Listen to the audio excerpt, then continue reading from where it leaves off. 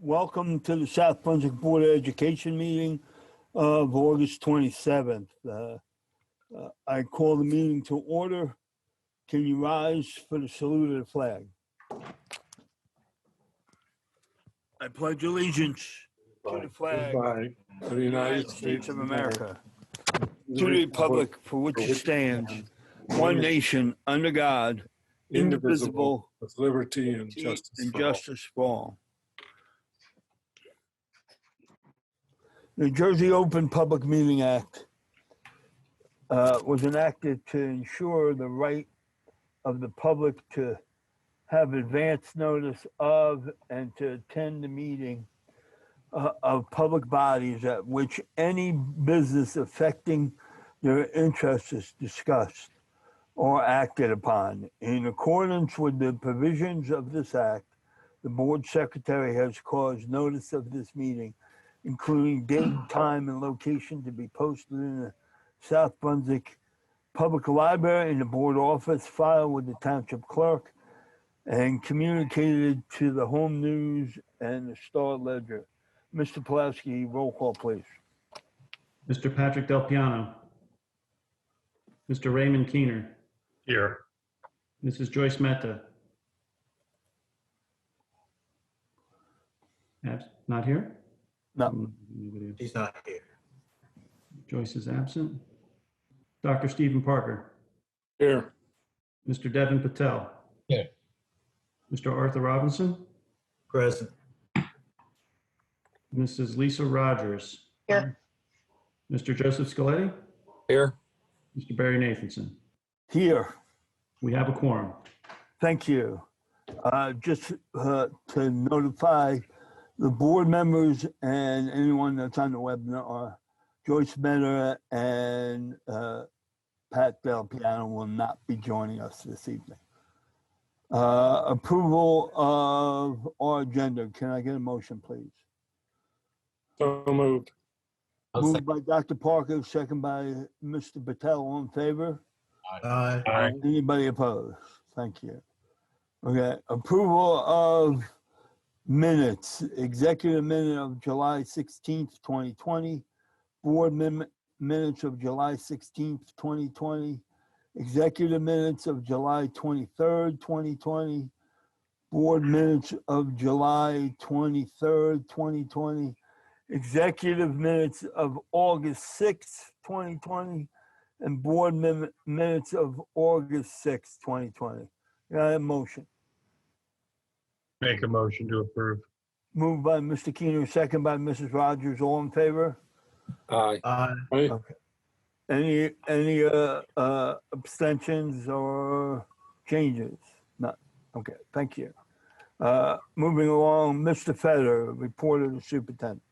Hi, good evening, everybody. So our last meeting before we start school up again, obviously a very interesting year to open. I want to start by letting you know that right now we're going to be virtual with our board meetings until further notice. The basic reason is size of people that come to the meetings. Right now, the governor still kept us at 25. It's a maximum for indoor capacity, which means that we in one room, which means once we have all of the board members and the admin, we're halfway there. Once you add the people running the cameras, you're almost fully there. And so we would not be able to house any people coming to the meetings. So until that changes, we're going to stay virtual for now. Hopefully that'll change soon and we'll be able to get back in session in public. Or the other choice we would have, of course, is to do it, but no one would be able to be at the meetings, and that, of course, wouldn't be the goal. As of today, it looks like we have, what, almost 100 people here today. And so our numbers for the virtual have worked well. So we'll probably look to figure out ways to still manage having a virtual option even when we go forward, just to keep people informed. I want to share with the board, public, that we have received county superintendent email saying that our reopening plans are good to go. So there was an article I know that went out in the one of the newspapers talking about how many plans. I think 389 plans were kicked back in some way, asked for revisions. We were not one of those districts. Our plans have been approved. To just reiterate, this is the first meeting, I don't know how long, I'm not going to be really talking about the reentry plan, which is actually pretty amazing. But to just let you all know, we're starting in remote learning on September 8th, our first day of school. And our teachers come back September 1st, and they'll be in for 4 days. All kinds of great things happening there. And we will have our remote learning centers open. As of now, we have just shy of 100 students enrolled in our remote learning centers. They'll be housed at Greenbrook and Indian Fields. They'll be well staffed. If people are still looking to do that, it would be very important to know that now, because the staffing is determined based upon the enrollment. So that would be great to know that. But we're very excited about starting with that. And we hope to move quickly into our phase 4 model and bring more kids back throughout the month and the next month. Love to get to a hybrid or even better one day, hopefully soon. But we'll see about that. Right now, the restrictions in place still make it impossible to go deeper than a hybrid, but we'll hopefully get there safely. I want to report athletics in a little bit to kind of go over what we've been seeing so far, all very positive. One thing we're going to do each week for our community is we're going to send you a weekly reporting form. And that week, that's going to report on anything to do with COVID in our area that we have. It'll talk about our school. It'll talk about the region, any information that is specific to South Brunswick, for instance, which you also get on Nixle, but we'll put that into our report as well. Basically, we want to be able to show the community how things are working. So come September 8th, we'll have 100 plus, probably close to 130, 140 people, plus teachers that are working from their rooms. We'll have a lot of people in there. We'll be keeping a count of that, talking about how many cases there are, talking about how many times we have to send a child home with a symptom, an adult home with a symptom, all of the information related, so that way people always know how it's going every week. That'll be a regular weekly report that will go out from my office to the board, the community, and to the faculty. So that's just one way to keep everybody informed as we go through this very unique process. I know we get asked all the time, Jen, about our supply list. I think they're up there, or they'll be sent home. You can find it on the website, though, so they're there. It's always a big question. Obviously, very different world right now, but that was still important. Other back to school information that we wanted to share with you, that families who completed the forms in the Genesis portal can now access the following information. They can access the principal welcome letters, the elementary grade homeroom assignments, middle school unit team and assignments, and middle and high school student schedules will become visible through the portal after September 2nd. Just keep that in mind, everybody. But up until that, you can find all that information, but you do have to fill out all the forms on the portal. We're doing a lot to try and really make sure our families know exactly what's expected. And whether you're remote, there's a lot of expectations for being in remote. One of the ones that I think came up in our meeting today, Jen, was pajamas. I don't know how pajamas are really a topic, but we're making pajamas a topic right now and telling you no pajamas. We're going to school. Whether you're home or you're in school, you're going to school. No pajamas. So get your kids up. Make sure they're not wearing their pajamas. Teachers, it goes for you too. No pajamas.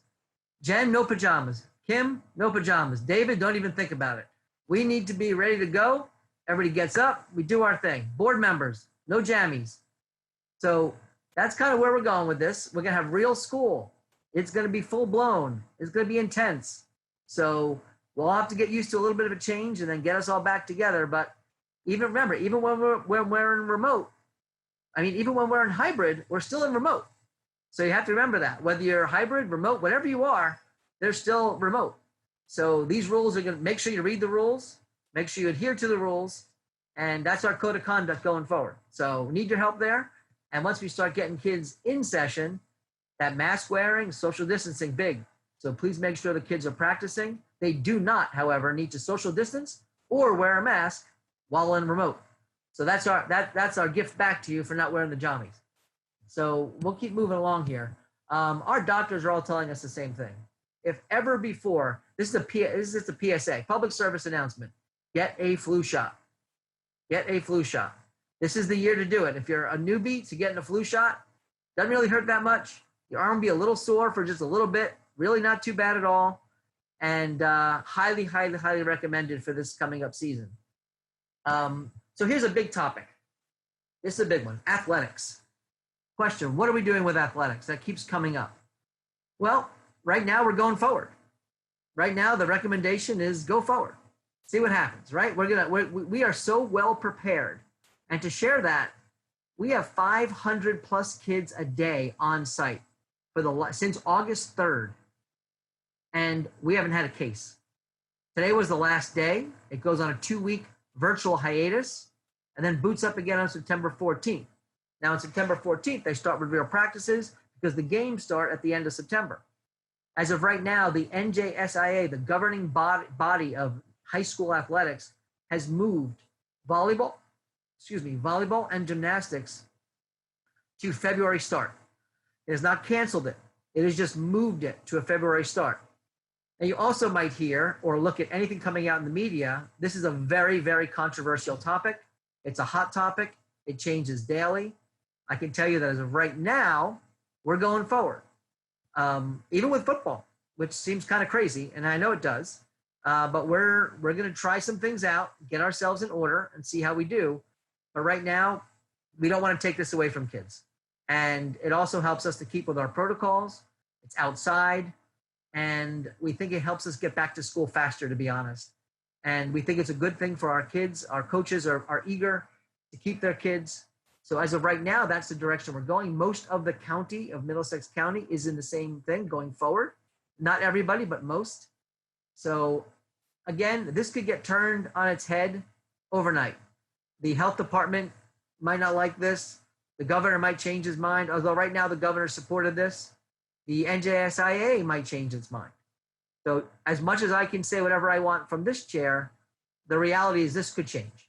So as of today, I want to give huge kudos to Elaine McGrath, our athletic director, Pete Varela, our principal, CJ Hendrickson, one of our coaches, but is like almost like basically an assistant, as all of the coaches have been amazing. And then to our families, you were a big part of this, because if you don't help, school athletics will absolutely get canceled. You have to be the first line of defense, not having your kids do things that puts them at COVID risk. And I can tell you, so far in South Brunswick, we have amazing families here because we're really in good shape. So if we maintain that going forward, that will hopefully allow athletics to go, hopefully allow us to open quicker and safer. So it's really good news to report. The second half of this is middle school sports. While there's almost no teams left to play because almost no schools are doing middle school sports, we're looking to do something. So we are right now working on a plan, and we have a few weeks to work on that before we get back to open session again with sports. So be on the lookout for more information about middle school sports. But again, as of right now, all sports going forward at high school except for volleyball and gymnastics. So that's it. We can talk about too if the board has anything they want to share about that. Let me finish my report. I can open up to the board members to see if they have anything they would like to share in regard to athletics. Another thing that's come up again is the bus lawsuit. Yes, we are being sued because we did not pay, all 100% true, we did not pay 100% of the requested fee by two districts, Dapper and Irving Raphael. You all might remember Irving Raphael from 3 years ago. They were the bus company that never showed up. But either way, Irving Raphael is suing us because they want 100% of the money, because they say they have a contract and because of the law, the bill called 83904. That bill gives districts and bus companies the right to negotiate a settlement when schools are closed, which is what happened from March until the end. Now, David, just tell me, you were a big part of the consortium of Middlesex County and beyond districts. How many bus companies did you settle with? We settled with 70 bus companies. We have 3 that are holding out. And all of those 70 bus companies settled for under 60%. So I guess the point would be, if the law was you have to pay 100%, then why would 70 bus companies settle so quickly and so easily? The reality is that isn't the rule. However, we were open to paying the 100%. We simply asked for a few pieces of information. Main piece of information was this: please show us your payroll, that you actually paid your drivers and didn't fire all of your drivers. Well, they didn't do that. They refused to give us any information. Most likely, we know why. Instead, the owners want the 100% for themselves, even though they didn't drive a bus, didn't put a thing of gas. We don't know if they paid their employees or not at all. So at the end of the day, all I can tell this community, and I've said it before over and over again, please consider there's always two sides to a story. And this is absolutely one of them. I love to look on Facebook sometimes and see the speculation or the, not even speculation, the affirmation of their specific knowledge of a case they know nothing about. It's always very interesting to me when people do that. Facebook is an interesting sociology. I have yet to grasp that part of it, but it is a very interesting sociology that you see that people all of a sudden read one thing and determine it's 100% true. And then I always say, if you already have kids, then you know. It'd be the same thing as one child coming up, Mommy, Johnny hit me. And then you just punish Johnny without even thinking of asking Johnny anything about the story at all. That's Facebook. Facebook is literally whoever speaks first gets the other person gets punished. It's brilliant. It's brilliant. Imagine if we did that to any child in a school and never gave the child any chance to defend themselves or even ask the other side of the story. And we just assumed whatever we heard was 100% true because somehow we know better. That is Facebook. And it's certainly on one of our pages on Facebook in South Brunswick. It's a common theme that anyone just, it's just funny to me. But the bus lawsuit, just being straight with everybody, we absolutely did not pay 100%. That part is true. The reason is the owners of these companies refuse to share whether they paid all the drivers that everyone's so worried about. They refuse to share if they paid them or not. Simple answer. If they wanted 100% of the money, all they have to do is say, hey, look, here's our payroll. We paid the drivers. Piece of cake. That's it. Done. Nothing to talk about. Somehow all the other companies were able to figure out that, wait a minute, we laid off all of our drivers. They got that unemployment. They were actually making more money on unemployment because of the $600 a week federal stimulus for unemployment. So everybody did that. But these two companies, well, unfortunately, we are stuck in a lawsuit. We don't like to be in a lawsuit. I will tell you, it's a little bit different than normal. David, explain the funding of the lawsuit in this particular case. So every district in Middlesex County that's part of the consortium provided I think it was $1,000 financial contribution to East Brunswick's law firm, and that firm is handling the case. So it's pretty straightforward. So normally we have to pay 100% of this or turn it over to our insurance company. In this case, it's a whole bunch of districts working together, who all are under like-minded. None of us wanted to see this happen. Now, just so everyone is understanding, this is contracted. This is two bus companies in our case. Our drivers, our bus drivers, like all of our staff, were paid through the end of June. This is about bus contractors who refuse to share information about whether they paid their drivers or not. And again, our belief is they probably didn't, and that's why they're not sharing it. And they simply just want 100% of the money for 3.5 months and pay nobody. Be a great deal. I mean, I want that too. But unfortunately, we're stewards of the taxpayers' money. And that's not being a good steward of your money. Rather, we can use that money to betterment our kids. And that we feel is a more appropriate use of our money. Yet we were willing to settle a fair settlement, which they refused to do. So that is the actual both sides of the story. I don't actually believe there's any other side to that story. Those are the sides. But again, maybe Facebook will have a new version of the story tomorrow. I don't know. But really, that is I guess the other side of that story. So that's been coming around, and the board asked me to speak on that. So if there's any board questions about that as well, just give me a few minutes to finish, and then you guys can pop in and ask those questions. Another thing about the coming year, when we open for hybrid, unfortunately, we're not going to have any visitors right now. So absent of an emergent situation, the buildings will pretty much be on lockdown as far as people coming in. That is really, it's a COVID thing. It's part of the guidance from the Department of Education.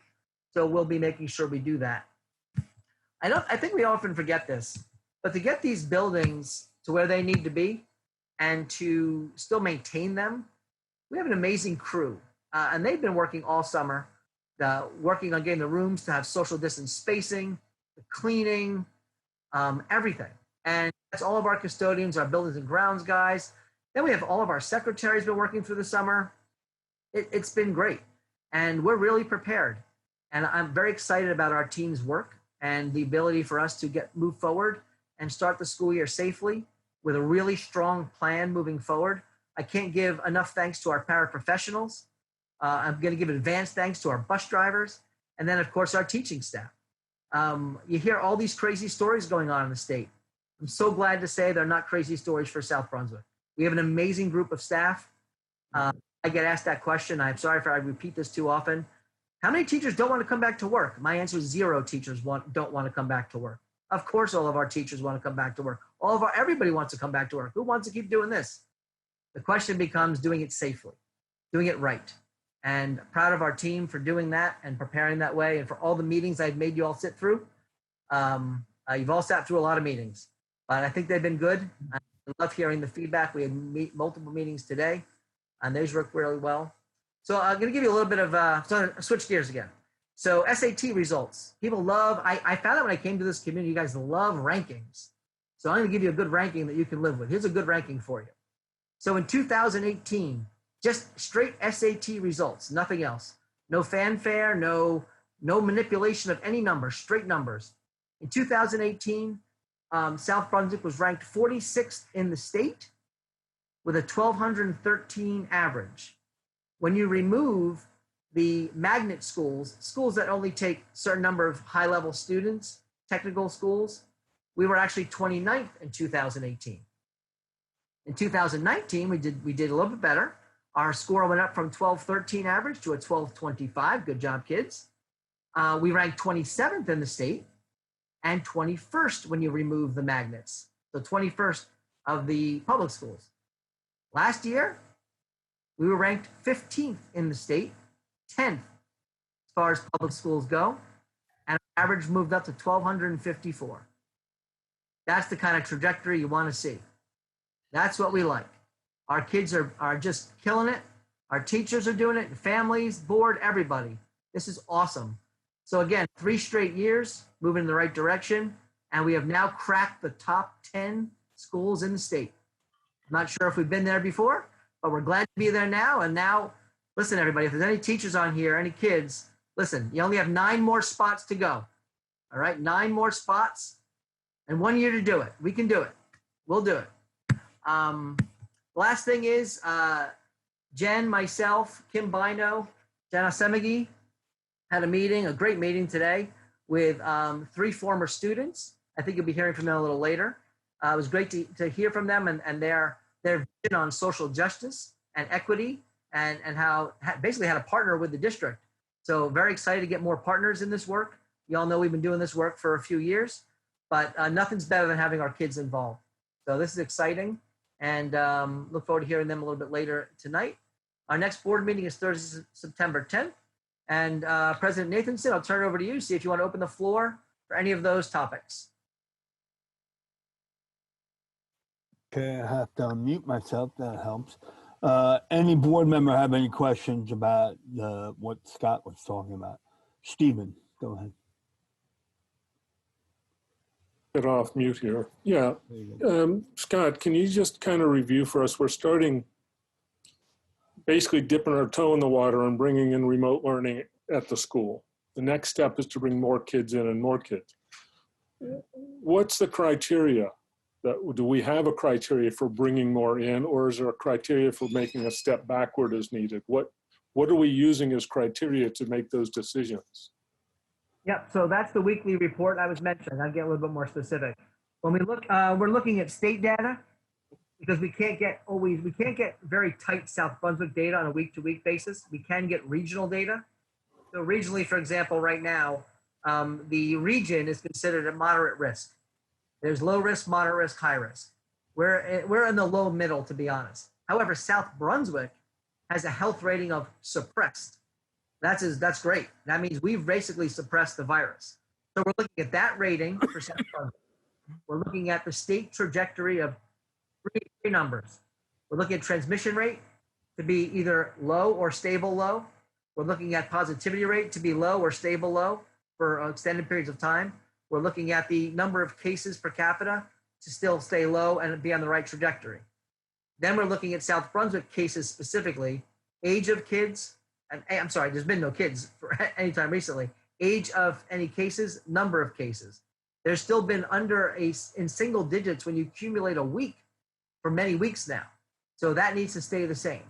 Then we need to look at our school. So once we look at the outside data, then we look at the school data. How many kids do we have? How many kids were sent home? How many kids cases? Look at the adults, same questions. How many kids do we have to turn away at the door because they either came with a fever or something? How many developed symptoms during the day? We want to do that for that as well as athletics. And by the time we're done, we've established a real good view of whether or not we are continuing to open or not. So the question, Stephen, would be if those numbers all go bad, we would slow down our progression. If they continue down the same pace, we're looking at really starting to move as soon as we are able, as long as we can convince ourselves that our protocols are established. That's the other part of it. Make sure our protocols are strong. Make sure our PPE is working and is in place and there's no issues with that. Making sure, pretty much that's a lot, but that's pretty much all of the detail we're going to be looking at. I was considering at first a more specific number, like let's say a 0.5 transmission rate for 14 plus days. But the reality is we're just not going to have that kind of information to be able to make that. Instead, we can look at the state trajectory, the county, South Brunswick, and then the school. So just go from big to small. And all of that data should be enough for us to make a determination if we are safe to move forward.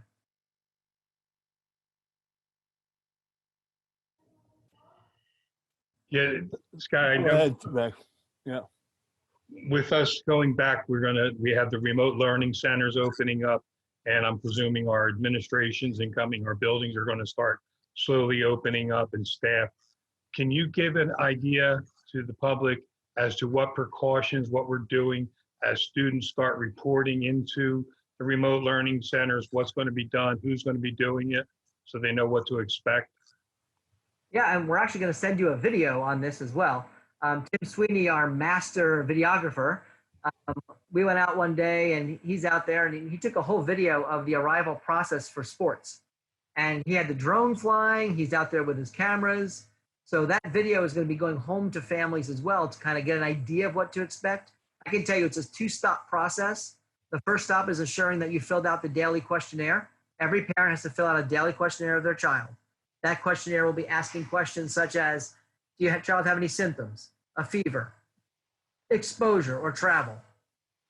Once they say all the correct answers to that, child moves to the next place. They get zapped with a temperature check. If that temperature reaches, I believe it's a 99.5, they will then have a second temperature taken with a ear thermometer. If that goes over 100 degrees, they will be excluded from school for 10 to 14 days, depending on what the final ruling is on that number. So before you can get into the school, you're in a car, double checked first. Also, people will be looking, just a quick look if there's any kind of obvious symptoms, but most likely that will be covered. We're asking, if your child is sick, do not just give them a Tylenol and send them to school. Because during the day, what will happen is they will get temp checked again. And if they have a fever at 10 or 11 o'clock, they will be excluded for 10 to 14 days. No, regardless of why. It won't matter why. We get asked the question a lot, Ray, about, well, what if we know why there's a fever because they have an ear infection? Doesn't matter. It doesn't matter. What if I get my child COVID tested and it comes back negative? It doesn't matter. It sounds crazy to me, but those are the rules. So if child is sick, stay home. We're going to tell our staff over and over again, if you're sick, stay home. Every staff member, Ray, also has to fill out a questionnaire and will be open to random temperature checks. So before you get in the buildings, we're like Fort Knox. And as you said, also in the buildings, extensive cleaning. We're overloading the cleaning at these sites, and we're going to really get good at making sure we're hitting the touch points and make sure all the PPE is available. There'll be brain breaks. There'll be mask breaks. There'll be all kinds of ways to manage the day as well. So the health and safety is number one. Unfortunately, that is the reason we're still in remote. The health and safety precautions are absolutely just off the charts challenging to manage And so we really wanted to make sure we can do this on a small scale before we keep moving forward. And I think it's important, thank you for giving all that. I think it's important for the public to know that the people that are doing the temperature checks and the scanning are all going to be wearing, I mean, we're following the CDC guidelines as far as they have PPE that they have to wear.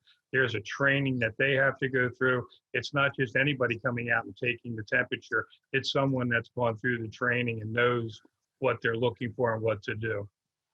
Yeah, all staff have to wear the PPE at all times. So kids might be, coming into seeing staff wearing definitely face masks, but possibly gowns, possibly face shields, the plastic face shields that go over your faces, gloves. So it's going to be a lot of adjustments to make. When the students went down before, it was easier. They knew their teachers and they were just used to, seeing their teacher. Now it's just on a screen. This is going to be a little different to start, but we'll get it. We have a lot of ideas on what to do with that, but thanks, Ray. And yes, Ray, the administrators will be in, and teachers that are teachers have a choice to teach from their rooms or home. So we have a lot of teachers that are teaching from their rooms. So all buildings will be occupied on day one. Yeah, and I think that's important for the parents to know that if they have a question about their child, they can contact their building. It'll be open, it'll be staffed with staff so that they can have their questions answered. They know they have a point to go to. Yep.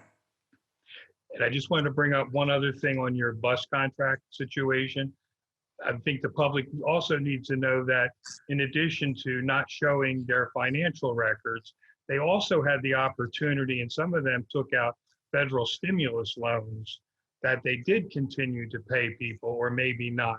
So, I mean, there are multiple angles to look at in this lawsuit that's coming up. And these two companies did nothing to share any of that information, as Ray's pointing out.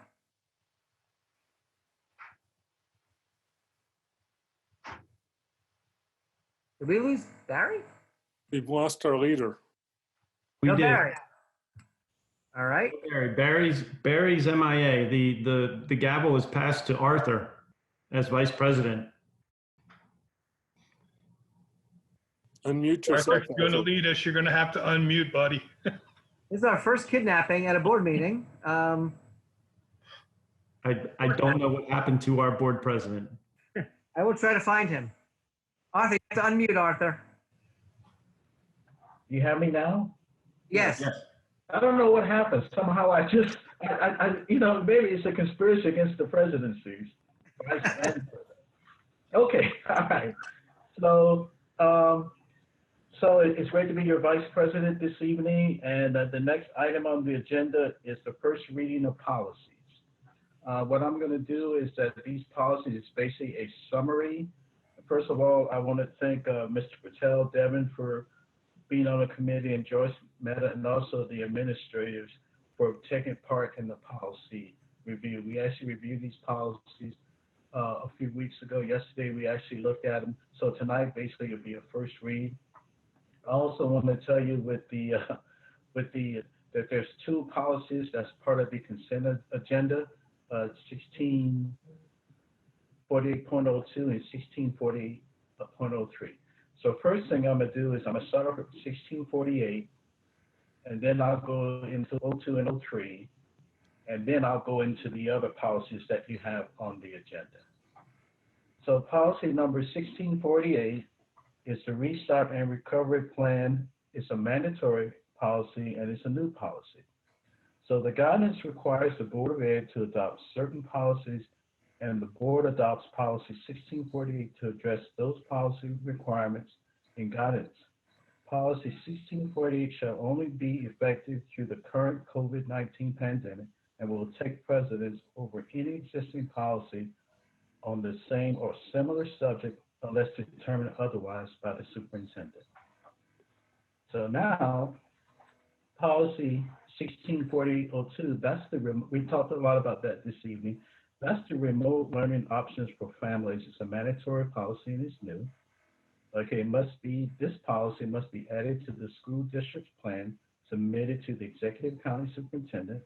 The last provision in policy guidance 1648.02 indicates this policy guide will also be included in the school district plan as Appendix Q. Appendix Q is the remote learning options for families. Policy Guide.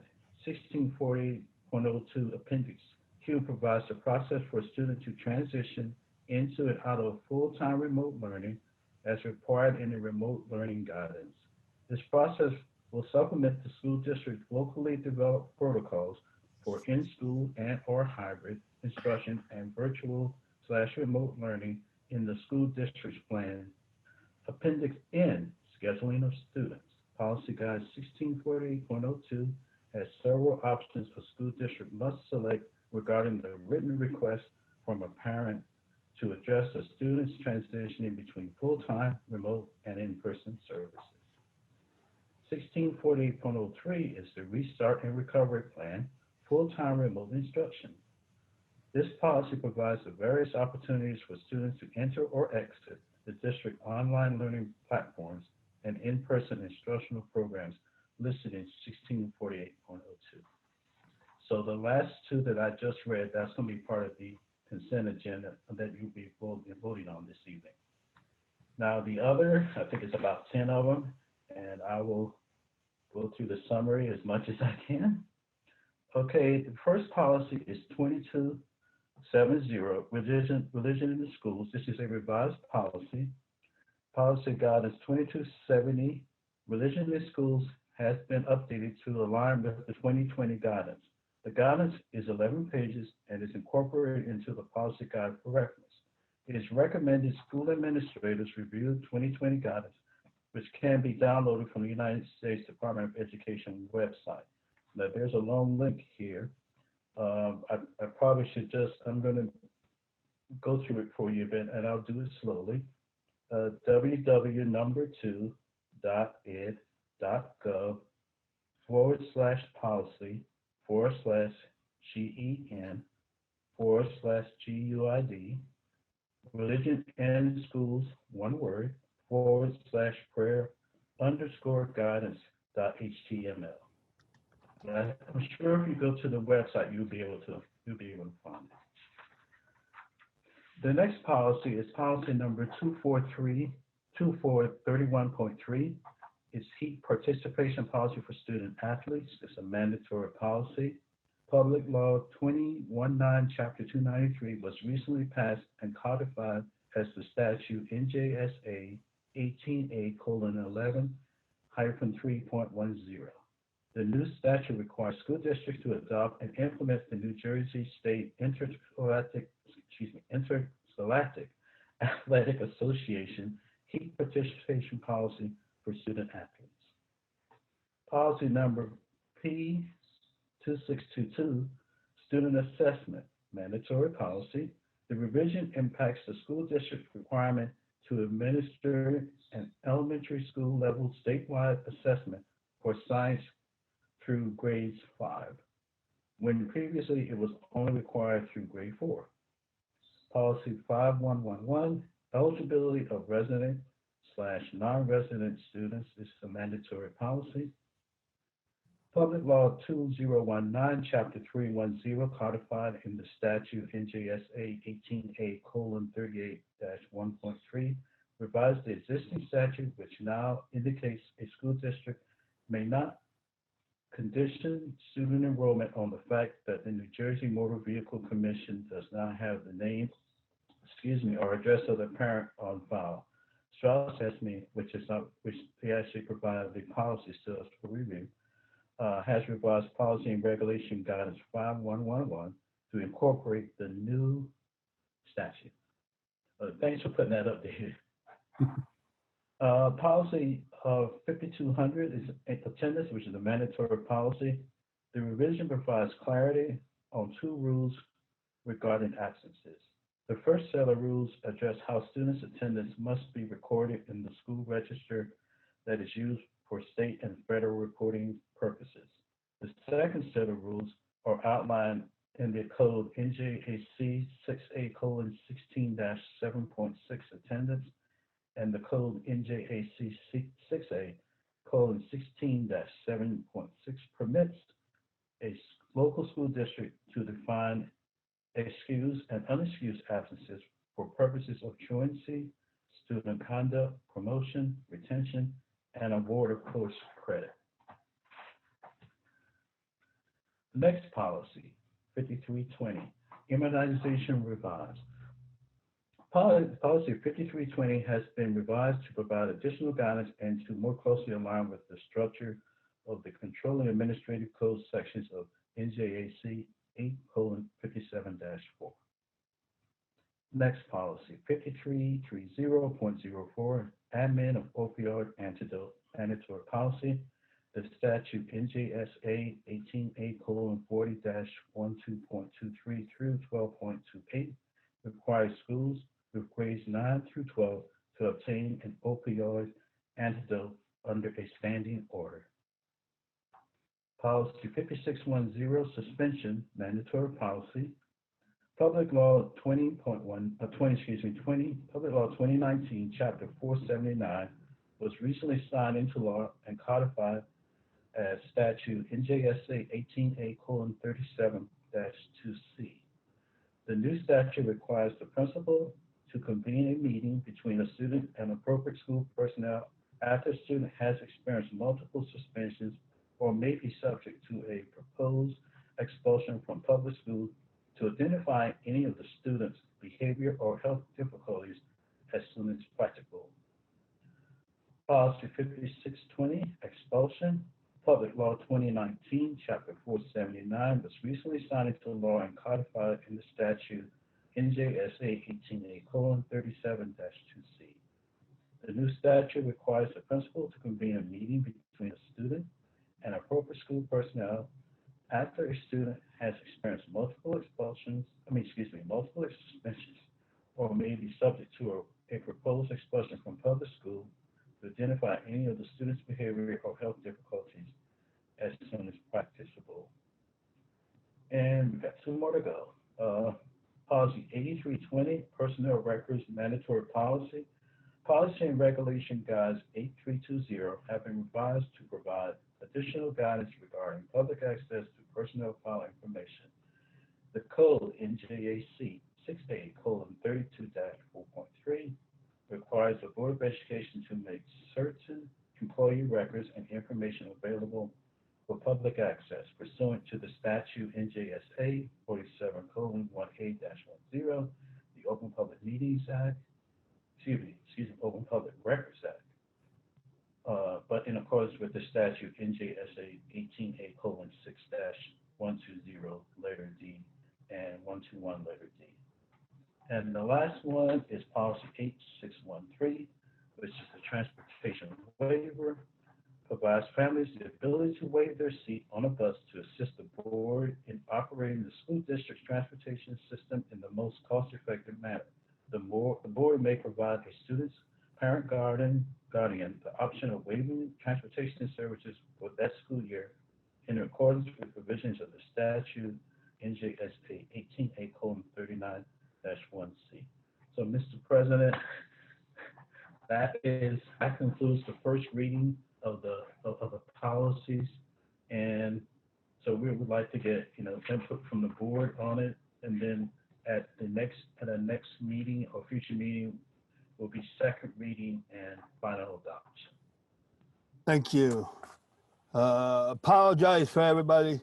Zoom decided to update my app on my computer while I was on the meeting. That's what happened. All of a sudden I was gone, and then the Zoom wouldn't let me on the meeting on my phone, so I had to wait for my computer to reboot. So I apologize for everybody.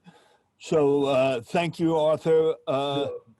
Any of the board members that after they read it and go over it have any questions, please send your questions and comments to Arthur and CC me and Scott, and I'm sure, and David, please, and we'll get you an answer on any of your questions.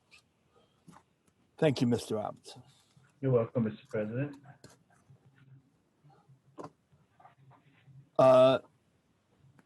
Okay. So moving along, We're moving to public comments. And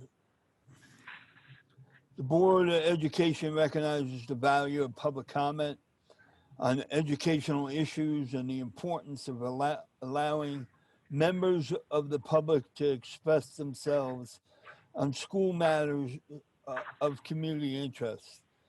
Complete copies of the rules that govern this portion of the meeting, you can obtain an advance copy by contacting the board office during regular business hours. We reserve the right to limit each speaker to no more than 3 minutes. It is our plan to listen to each member of the public. We will note all questions and comments made. Once all questions and comments from all members of the public are made, the Board of Education will respond, if necessary, to questions or comments in the most timely and efficient manner available. Please consider not repeating comments and questions made by other members of the public. I ask you to state your name, place of residence, or your group affiliation. There is for purposes of Zoom, there is a tab where you can raise your hand, and at that point, Mr. Pulaski will call on you. We do have some registered speakers tonight, Barry. Okay, David, you want to call on them, please? So we do have 6 people who requested that they have an opportunity to speak. So if Jillian Chambers, Maya Henry, Shanji Hadir, Samuel Yoba Manson, Indria Walsh, and Harrison Chu, if you're listening, please raise your hand so we can get you guys up and able to speak. And here they come. So first up, I have Gil Chambers. Hello. Hello. Hi. Okay, so you guys can hear me. That's good.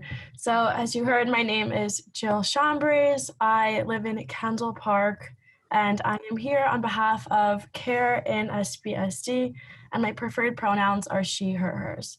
So I graduated from SBHS in 2017, and I am giving this introduction on behalf of 30 students, alumni, and educators who I've had the pleasure of working with during the last 2 months, and the over 800 community members who have shown their support. We have described our efforts as CARE in SBSD, community advocates for racial equity within South Brunswick School District. We are here to advocate for the bettering of South Brunswick public schools to ensure the success of all students while affirming their racial and ethnic identity, their sexuality, their gender identity, their religious beliefs, ability status, socioeconomic status, language abilities, national identity, and any other status group that one may identify with.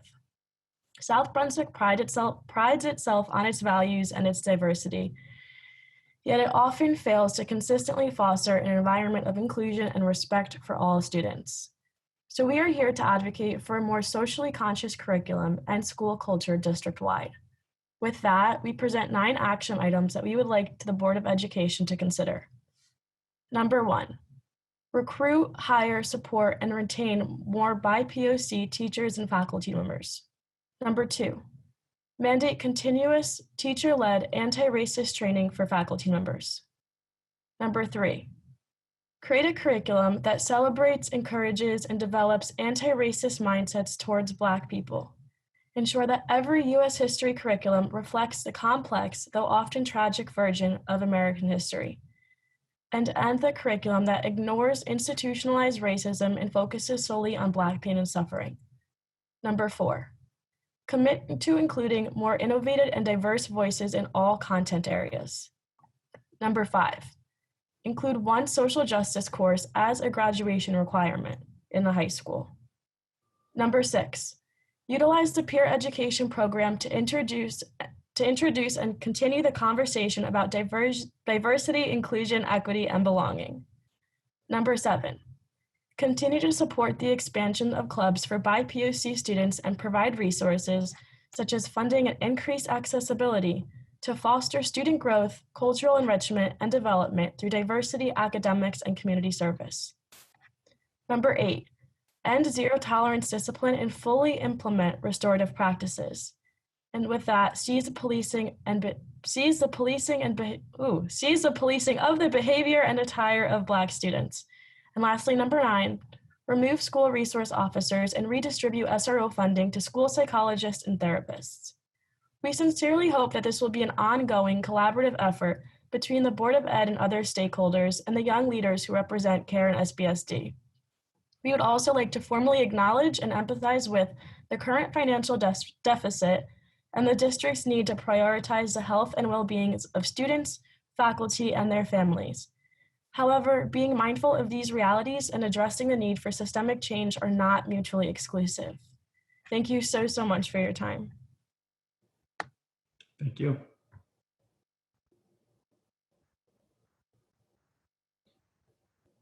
Next, we have Ms. Henry. Hello. Hello. Hi. So my name is Maya Henry, and I'm a graduate from SBHS class of 2016. And as a student teacher myself, currently I'm student teaching in Pennsylvania, but I'm from South Brunswick. I'm from Dayton. But as a student teacher myself, I want to address the first point is the urgent need for Black, Latinx, and Asian teachers and admin in South Brunswick schools. We ask that the Board of Education partner with teacher education programs that have more Black and Latinx student teachers. This includes scholarships for Black students who want to become teachers and residency opportunities for more teachers, similar to urban education pipeline models. An example of this is the Penn Graduate School of Education. And why is this? Often, South Brunswick High School in particular can be a hostile schooling environment for Black students. Many Black students continuously experience daily interpersonal harm, like being called the N-word, experiencing colorism, derogatory references to slavery, and racial profiling from staff and peers, while adults sometimes join in or remain silent. And an example of a lot of this is on the Black at SBHS page on Instagram. There's a lot of personal accounts of these experiences. Having more Black and other teachers of color will help reduce stereotypes, prevent unconscious bias, and prepare students to succeed in a diverse society. Our teachers need to represent the student body and the most marginalized students at SBHS. Black teachers specifically will help with the persistent opportunity gap in South Brunswick between different racial groups. The following statistics are from a study by Nick Costa using the SBHS demographics from Niche. 7.7% of SBH students were Black, but only 1.5% were in advanced courses, while 8% of the student body is Latinx, but only 2% were in advanced courses, while 55.5% of the student body was Asian, but 82% were in advanced courses. This is not because Black children are not high achievers. This is because SBHS hires predominantly white teachers and administrators who purposefully bar Black and Latinx students from upper level courses and out of enriching opportunities like NHS and standardized test prep. These are the same teachers who perpetuate the model minority myth that there are students who are more hardworking and therefore smarter than other racial groups.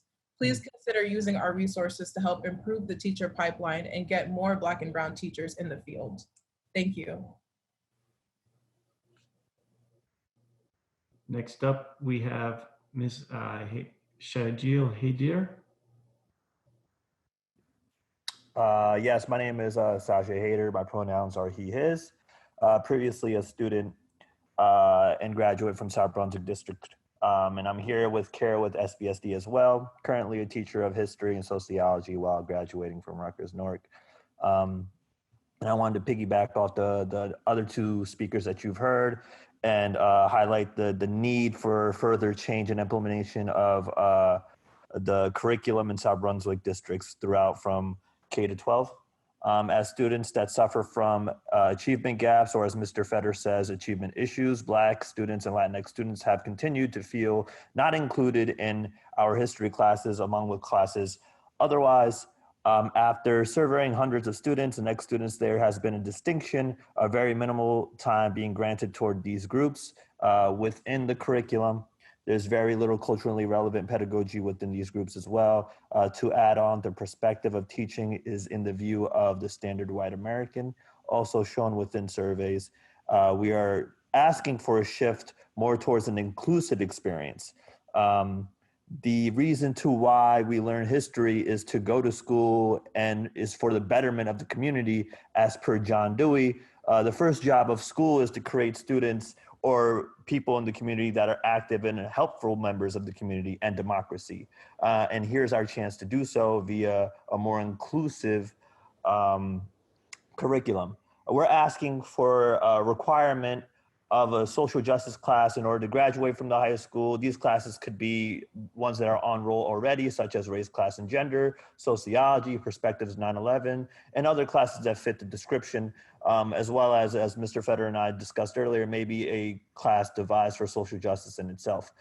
We are also asking for more support and push for teacher-based professional developments that tackle anti-racist training, as well as helping devise more social justice lessons.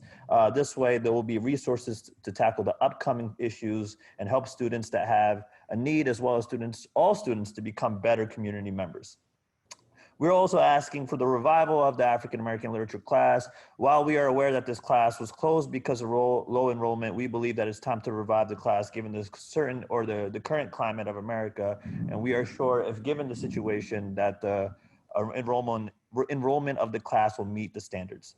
As educators, our number one goal is to make sure the future of America is better.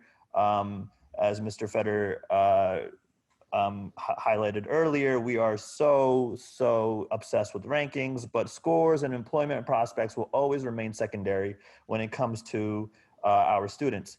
And we cannot ensure a better future without having a better curriculum. And that's what I would like to say. Thank you. Next up, we have Mr. Mason. Hello, can everyone hear me? We can. Okay. Hello, everyone. My name is Samuel Yeboah Manson. I'm a rising sophomore at South Brunswick High School, and my pronouns are he, him, his. As stated on the high school's website, the Peer Leadership Program aims to aid freshmen in their transition to high school and to develop a sense of community among our diverse student body. The peer program is a vital part of students' high school experience, since it's mandatory for all incoming freshmen. This presents an opportunity to create a lasting impact and to better prepare students for the social complexities of life that follow a K-12 education. To better achieve that goal, we have been collaborating with peer advisors to reshape the current curriculum to include conversations about diversity, inclusion, and belonging. We have provided the peer advisors with the curriculum used by the Rutgers Freshman Orientation Program, which emphasizes inclusion and equity and aims to tackle more pressing social issues. The peer advisors plan to utilize this curriculum as a paradigm for teaching students to have uncomfortable and productive conversations within the community. We also believe that all students should have access and the opportunity to be a peer leader, not just those who are regularly involved in an extracurricular activity. We are also advocating for increased support for and access to culturally enriching clubs. These student-led clubs foster growth, cultural enrichment, and self-development, which are all essential in moving towards a more inclusive and equitable district that celebrates its many cultures. Promoting access to culturally enriching clubs, both at the middle school and high school levels, will broaden students' perspectives, foster a continued environment of acceptance, and expose students to the variety of cultures present in our town. Our call for change has been positively received by the peer advisors, and it's currently being worked on without placing additional financial burdens on the district. We look forward to continuing the conversation with them and providing a more holistic experience for incoming freshmen and all students as they transition through high school. We also look forward to connecting with student leaders at all levels to learn how we can best advocate for them. We are off to a good start, but our work is not done. We will continue to advocate for our students. Thank you for your time, and thank you for allowing me to speak. Next up, Ms. Walsh. Hi, can everyone hear me? We sure can. Okay. My name is Indira Walsh. I graduated from South Brunswick in 2019. And school-based policing is one of the fastest growing areas of law enforcement. The presence of student resource officers, or SROs, in high schools is associated with higher levels of exclusionary discipline. SROs in schools consequently result in suspensions, expulsions, and arrests, especially for students of color. SROs do not make school environments comfortable or welcoming, and their presence creates fear and trauma that detracts from the learning environment. This country continues to witness violence displayed by police departments towards Black and Brown community members. And since South Brunswick has a significant population of Black students, there is a real reason to believe that the continued presence of SROs in schools will worsen the trauma that many students deal with. School districts around the US, such as in Phoenix, Arizona, Columbus, Ohio, Oakland, California, and Minneapolis, Minnesota, have made the decision to end their contracts with the local police. While considering the interests and the lives of students and families, the South Brunswick School Board needs to end the presence of police officers in schools. The school board needs to terminate the district's contract and prepare alternative plans for keeping students safe. 61% of surveyed students and alumni support the removal of SROs, and they also support alternative safety measures as well as increased access for mental health services. A petition demanding the removal of SROs in South Brunswick School District received over 470 signatures. Resource officers do not make schools safer, they just funnel children into the criminal justice system. South Brunswick schools need to alternatively invest in resources that address disparities in opportunity and discipline. Students, alumni, staff members, and community members implore the district to rethink how schools can be better spaces for learning and development. And we hope that you use this period of remote learning to reconsider the district's contract with the SBPD. Thank you for taking the time to let me speak. And last from this group is Harrison. Hello, can everybody hear me? You sure can. Fantastic, all right. So I just want to start off by saying hello on the behalf of Karen SB and for thanking all the members on the Board of Education for allowing us to speak on this topic. I just want to say these times have been incredibly trying for all of us, especially those of us who are still at work and working hard.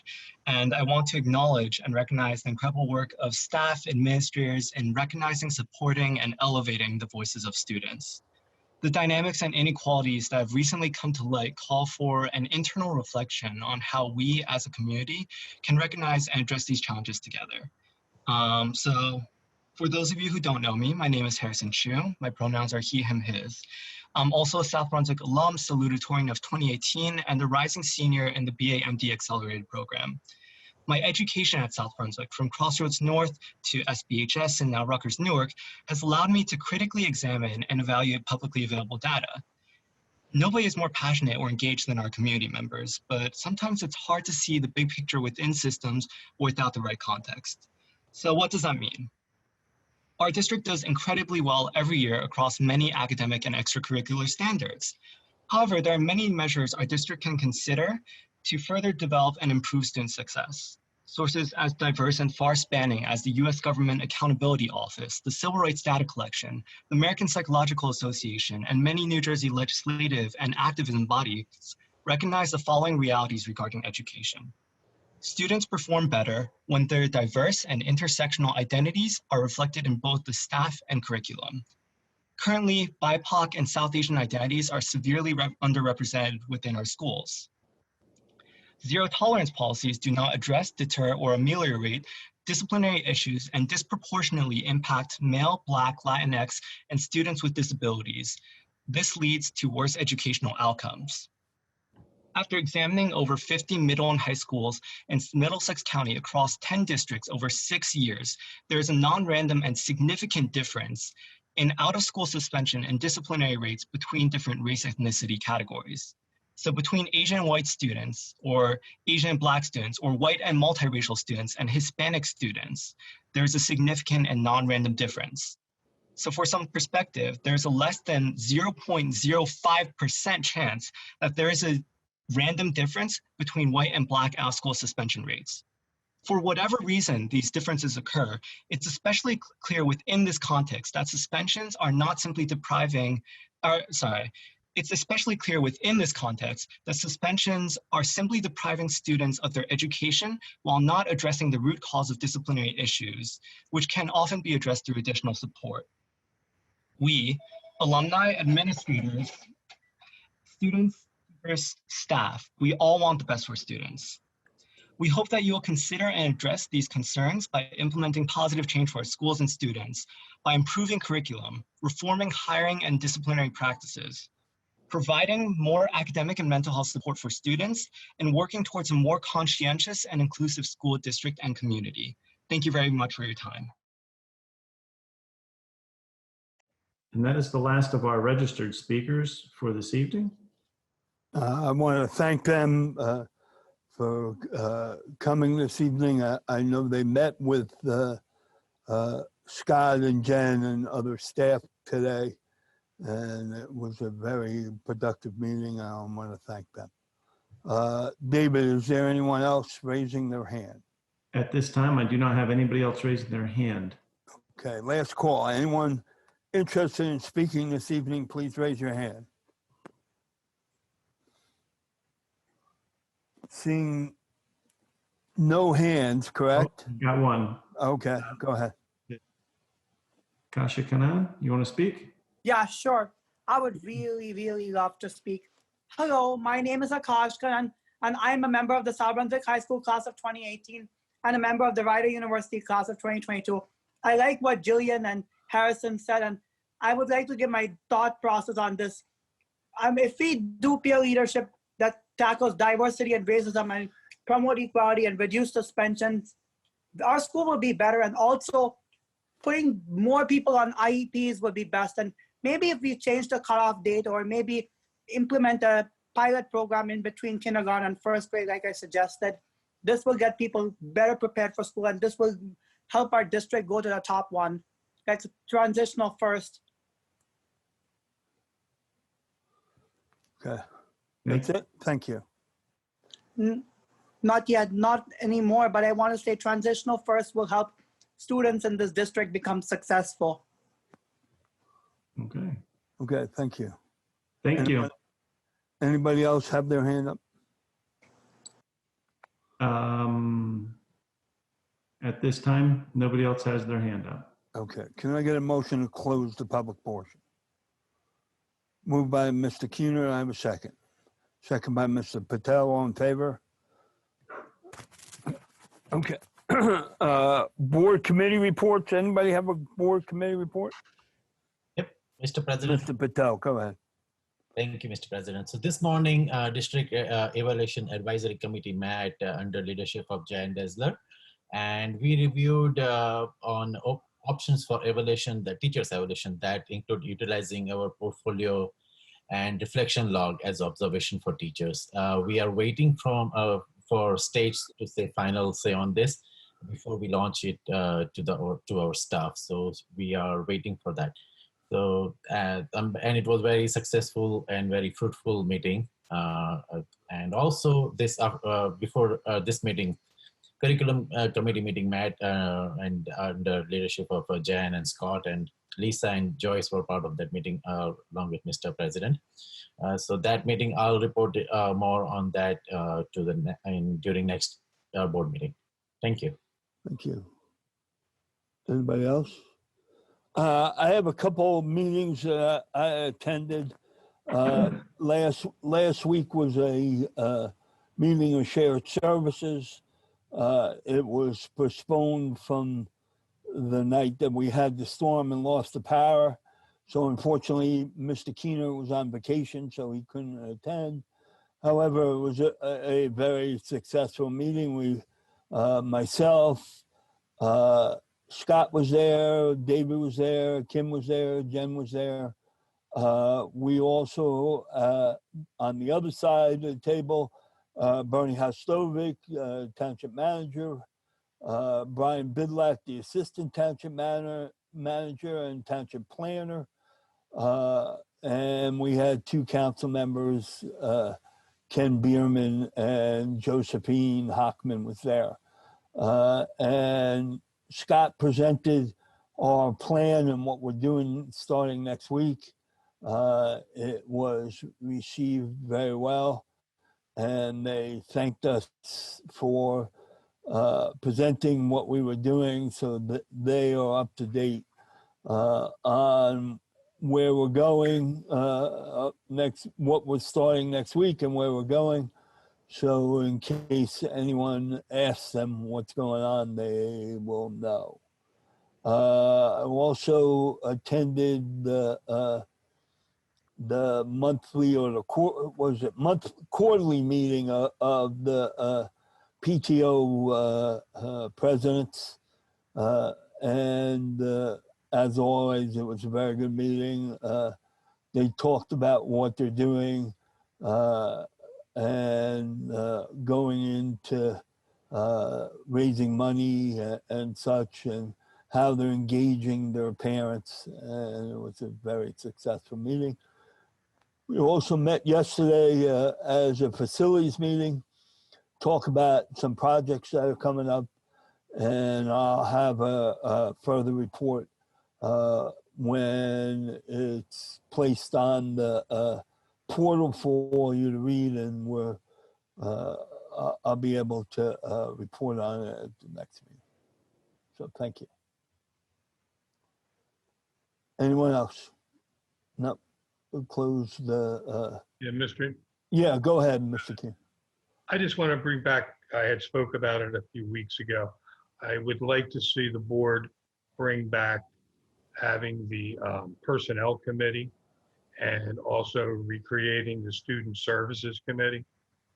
Both of those items, personnel, are our largest line item as far as our budget's concerned. I just think it would be helpful as a board member to be more active in our personnel decisions.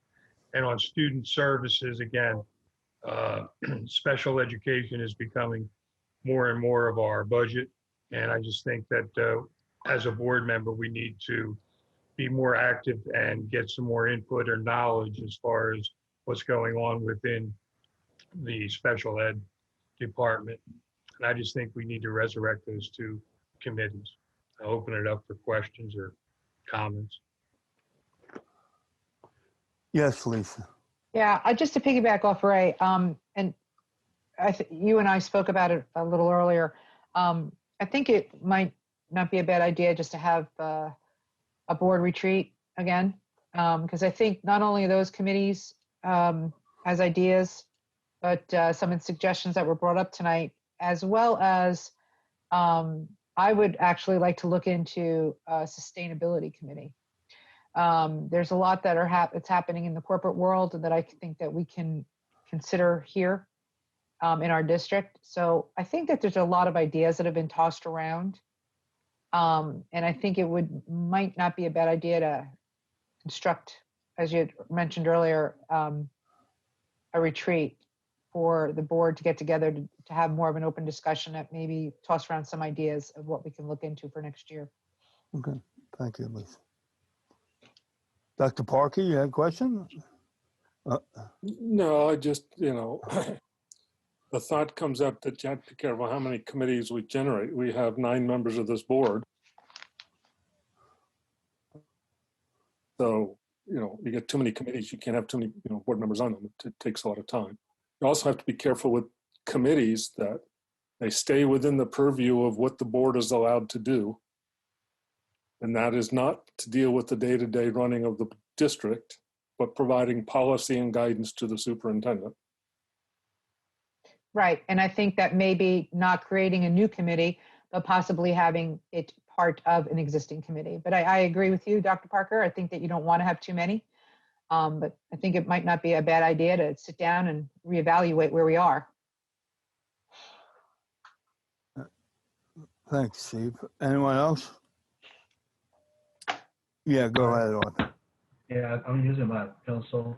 I kind of like, for some reason, I kind of like, I think I know that the board has, looking at the bylaws, and it has standing committees, and then they have ad hoc committees, and I kind of agree with what Ray and Lisa are talking about in the sense of having another retreat, because we should look at our committees, but we should make sure the committees that we do have, and we don't want to touch upon, like Dr. Parker says, the day-to-day operations.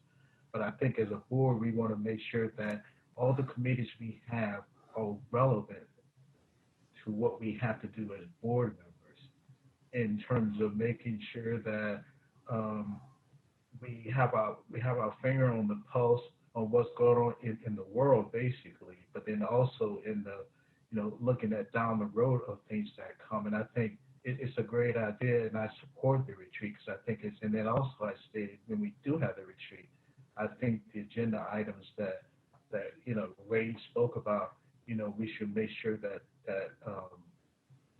is given emphasis, and then the administration, they can also add in their items to the agenda. But I think a lot of times the retreat should be more centered upon what the boards see in their role as being the policy makers for the for the body. Thank you. Thank you, Arthur. Any other comments? Just a clarification. Yeah, go ahead. How do you want to go about choosing a date? Well, at this point, looking at the schedule and what's happening, I was thinking about, a retreat and when.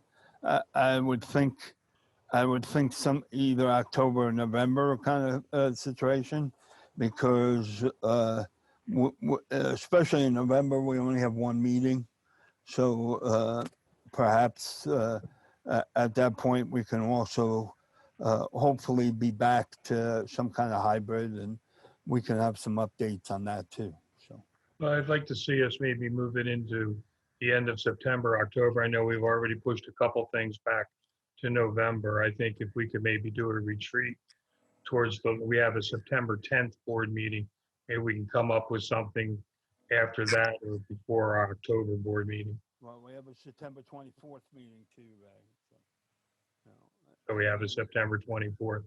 Right, and then October, we have the Barry, we can't hear you, Barry. Can hear you. Nope. Nope. Sorry about that. I don't know what happened to my ear.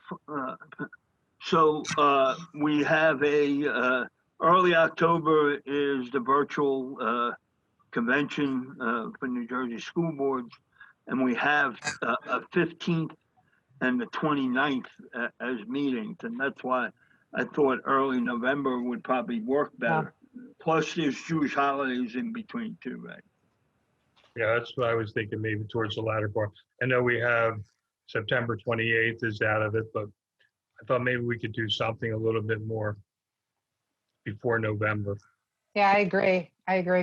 Well, we'll take a look at it. Thank you. As far as agenda items, how do you want to collect those?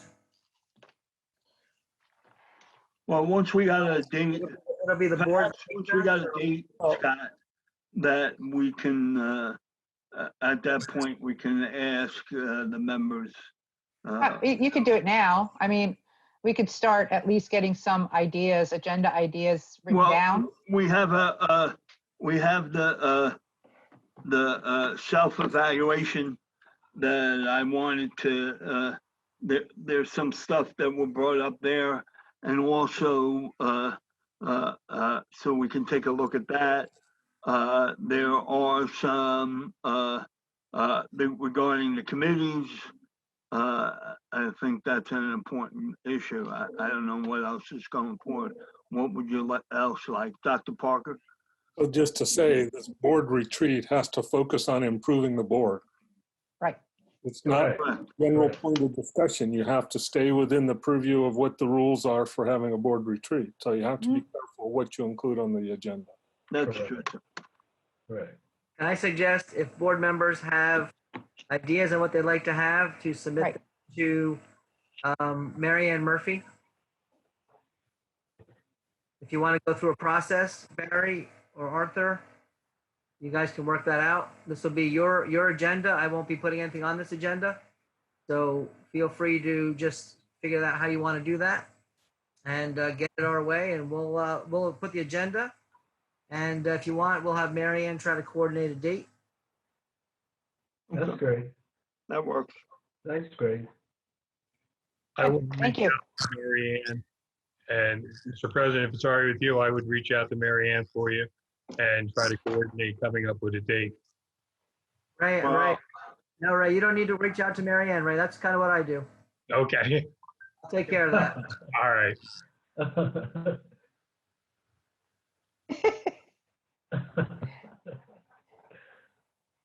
Okay.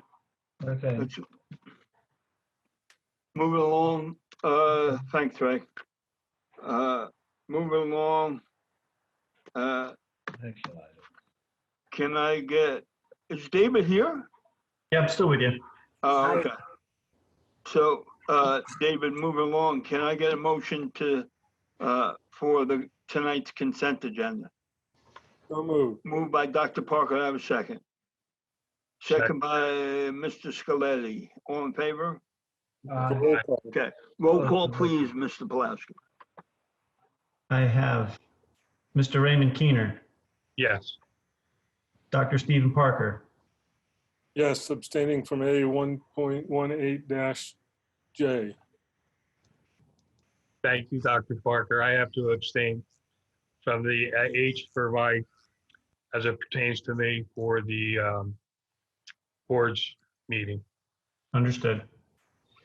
Mr. Devin Patel, Yes, and I'm abstaining also, but I don't have my number. understand.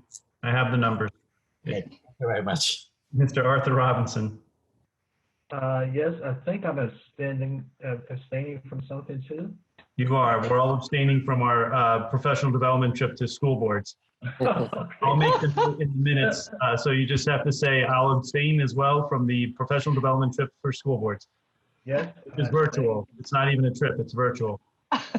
This is Lisa Rogers. I have to abstain, but I approve. Mr. Joseph Scaletti, I abstain, but I've also approved. Mr. Barry Nathanson, that's getting, Yes, and I abstain from the virtual meeting in the beginning of October. got it. I'll make the minutes reflect everybody's abstentions. Motion passes. Can I open for board's comments and communications? Anybody has any board comments? Mrs. Rogers. Hi, I just wanted to make a comment about two things. Project graduation took place virtually, and Gina did an outstanding job, and I just want to give kudos to her. I was actually part of it, and it was so much fun. They did a wheel spin, and everybody's name was attached, and it was just really well done. So congratulations to the entire project graduation group. It was outstanding, and I think you should do that all the time.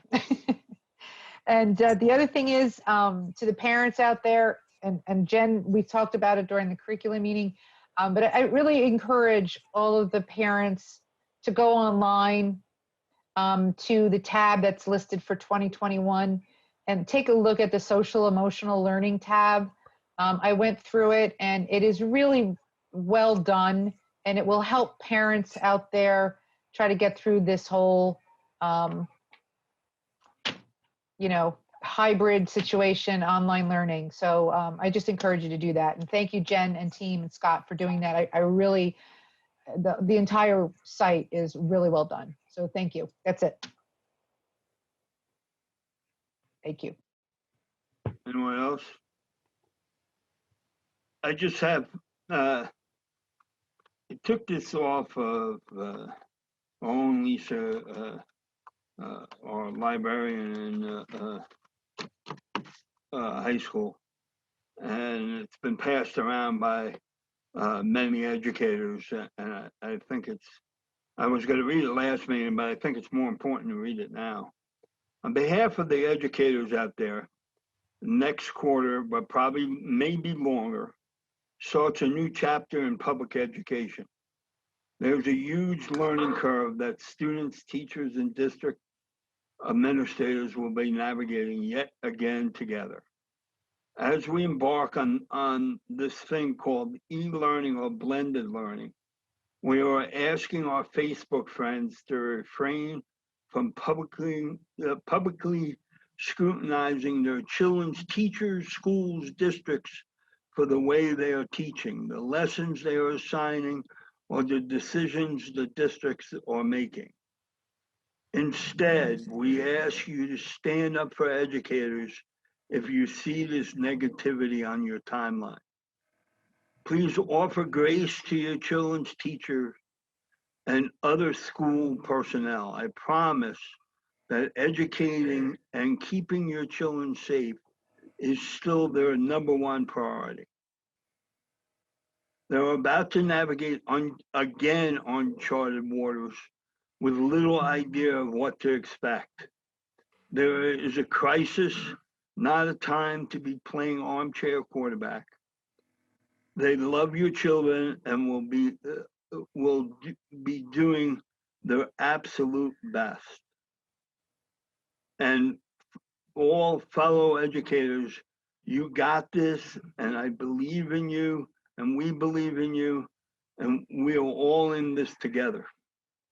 So I want to thank the board again for the meeting tonight and keeping these Zooms going. We had, at some point, had 140, 150 people on it.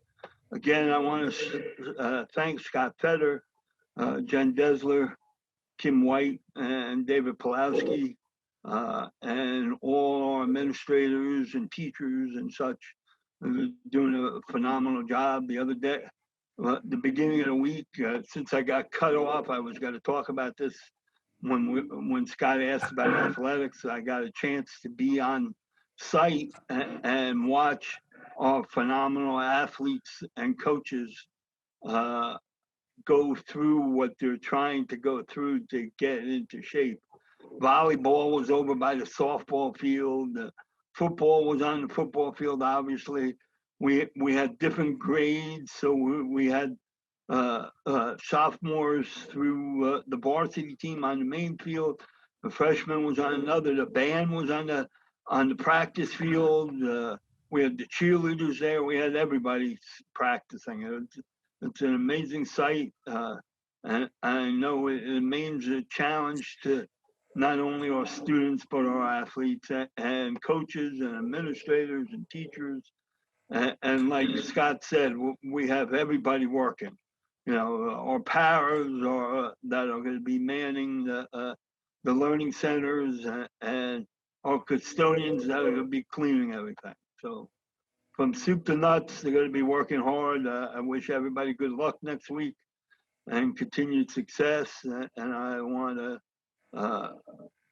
we're going to get we're adjourning to go to executive session. Be it resolved that the Board of Education of the Township of South Brunswick hereby moves to go to executive session in accordance with Sunshine Chapter 231 of the Public Laws of 1975, NJSA 10:4-6 through 10:421 to discuss personnel. Be it further resolved that the public discussion conducted in executive session can be discussed to the public at such time as the matter have been resolved. Formal action may be taken at any meeting. Can I get a motion to close our current meeting and go into executive, please? Moved by Mr. Patel, second by Dr. Parker. All in favor? Aye. Good night, South Brunswick, as we go into executive session.